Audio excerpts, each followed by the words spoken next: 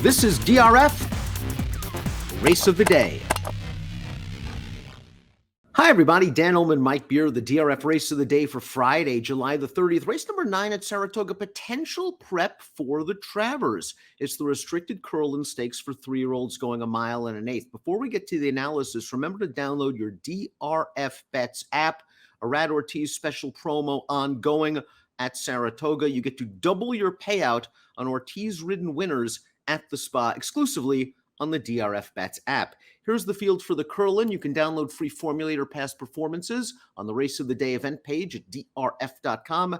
Access them, handicap along with us. Mike, the restriction for the Curlin race, non-winners of a graded sweepstakes at 1 mile or over in 2021. First captain, the 4 squeaks into the race. He won the Dwyer at 1 mile, a grade 3.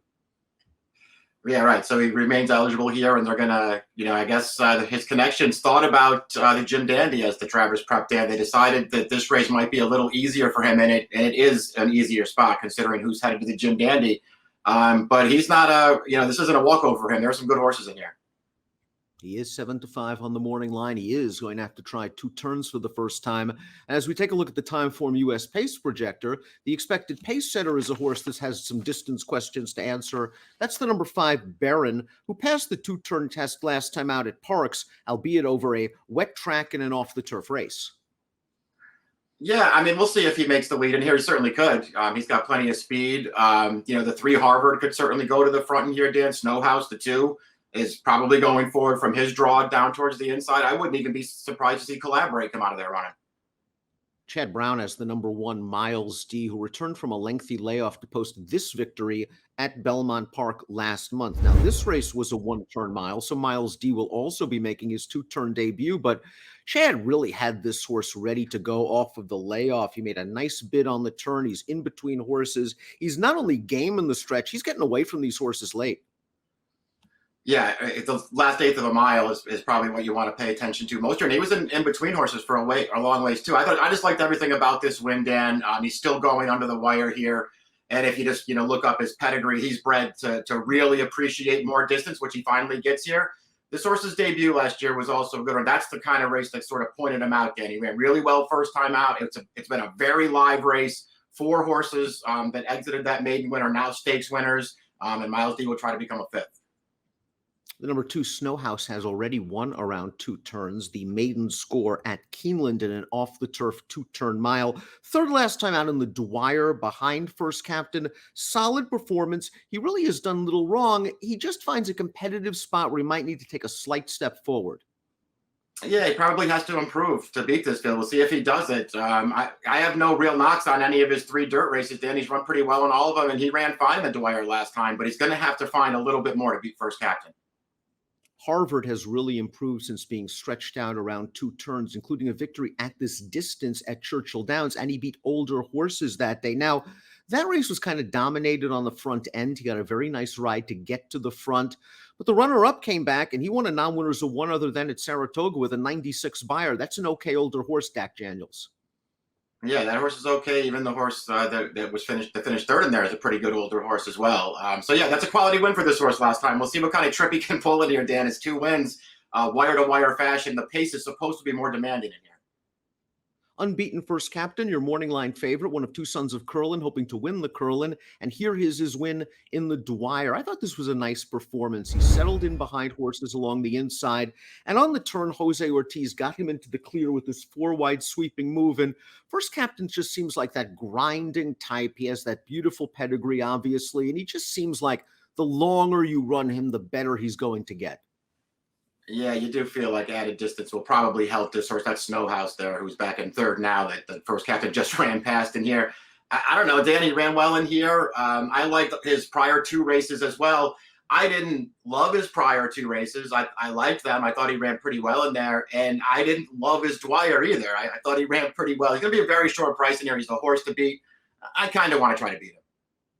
If it rains, upgrade Barron. Not only is he 3 for 3 on wet tracks, but he earned a big fig two-back against a small field in the off-the-turf Paradise Creek where he just ran those horses off his feet. Then he shipped to Parks and he won the Crowd Pleaser, an off-the-turf race for Pennsylvania Brits. Now let's watch Barron's race here.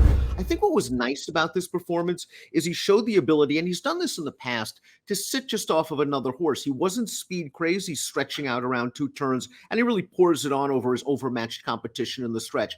Class test, distance test, but Butch Reed likes this horse. I talked to him right after this race, and the first thought was Jim Dandy, and then I think he realized how tough that field was coming up. Yeah, this is a really good horse. Save the Bayshore back in April where he stumbled really badly at the start. He's won 5 races in a row, and most of them are just blowouts like that one. This horse is good. I don't know how far he ultimately wants to go, and obviously has something to prove against this field. This horse is good, though. I would not discount his chances. For a hot minute over the winter and into the spring, the number 6 Collaborate was kind of the it boy on the South Florida road to the Kentucky Derby. And then after the Florida Derby, just things didn't work out. He looks like a big green horse that needs some time to get together. And let's watch his last race. Sappy Joseph dropped him into a non-winners of one other than going a one-turn mile. And he kind of just sat in the pocket, had to wait a little bit. He gets to the outside. And you just see he's kind of a big horse. He's looking around right now, drifting out a little bit. The jock has to get after him to straighten him out. He earned an 86 buyer. It's a career best.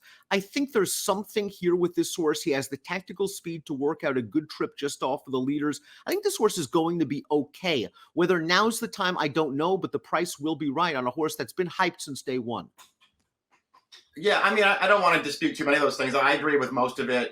You watch him run, especially when he gets into the clear and the stretch, he really lengthens his stride. I think the distance is going to be good for this horse. They probably just haven't quite figured him out yet, Dan. I'm not sure what the plan was after he bombed in the Florida Derby, cutting him back in the roar. Just, I don't know what that was all about. He certainly doesn't look like a horse who wants to sprint at all. He was better last time.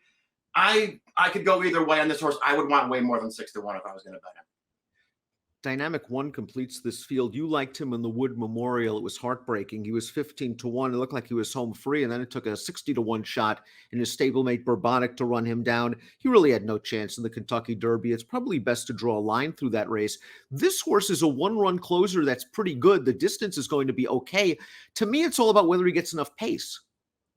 I like really, I basically like all of his races since they stretched him out, Dan. To me, this horse got very unlucky in his two-turn races at Gulfstream over the winter. He's probably best in both of those races. Broke his maiden very easily over this distance, and I do not agree that he's pace compromised. I think this horse can sit relatively close to the pace as he did when he broke his maiden. And he was best in the Wood. He didn't win that race, but he was best. He was wide every step of the way. He made an early move in a race that collapsed.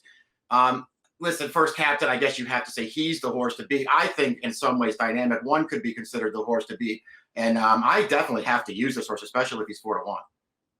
There's some horses in this race with a good amount of potential. I'm really curious not only to see what they do on Friday, but down the road. And as we take a look at our top picks, Mike, you're going with a price and a horse with, in my opinion, unlimited potential. The one Miles D, who I think hinted at that potential in his first start as a 3-year-old. He did a lot of good things in this race, and Chad showing confidence in running him here. He's going to be a good value. And again, I think he can work out a nice trip. Yeah, me too. I mean, it's a pretty tough race. There's some quality in here, but I do think there's a chance that this horse is pretty good. He's bred to want every bit of this mile on an 8th, Dan. So I'm going to hope he handles it. I'm going to take him at a price. To me, it was the 1 and the 7. I'm going to try to beat the favorite in here. I want the 1 and the 7. I'm curious to see if Collaborate can finally live up to the hype. I think he has a good trip coming from him just off of the early leaders. The pace likely to be supplied by both the 4 and the 5. I think he can sit outside of those horses. As Mike mentioned, he's just a big, good, strong-looking colt that should get the distance.